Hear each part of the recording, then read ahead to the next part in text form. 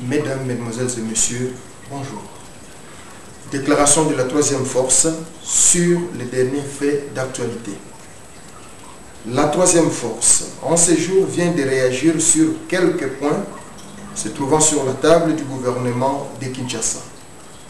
Primo, la question de l'instauration d'une taxe pour financer la reconstruction nationale. À cette question, la troisième force est consciente et pour, de sorte que la reconstruction du pays soit l'œuvre des Congolais eux-mêmes.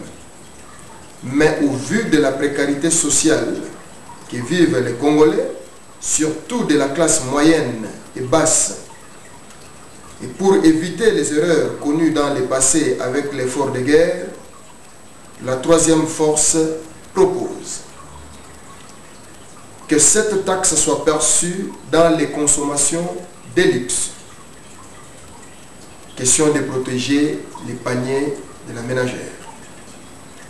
Que la taxe s'oriente vers les nouveaux investissements, que celle-ci trouve une multiplicité d'applications. Que cette taxe se prélève sur le mieux payé du pays et sur les cumulards de fonctions avec une des rémunérations supérieures à la SMIC. Que cette taxe se prélève aux subventions ou sur les fortunes des mouvements politiques présents au Parlement. Aussi que cette taxe se prélève sur les frais alloués à toutes les institutions politiques de notre pays, car l'accélération de la dégradation de notre pays est en grande partie l'œuvre des politiques. Que cette taxe soit gérée d'une manière transparente sous l'œil du Parlement. Secondo, la question de la mise en place d'une commission de frontières. La troisième force suggère et a toujours plaidé pour la réforme de la DGM et que ce travail s'effectue par la DGM d'une manière officielle.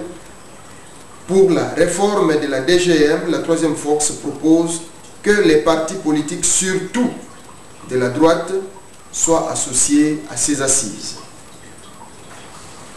La troisième force se satisfait aussi de l'engagement du gouvernement congolais à soutenir la recherche scientifique. Et pour cela, la troisième force souhaite que les dégagements des priorités tiennent compte des besoins et des réalités internes du pays.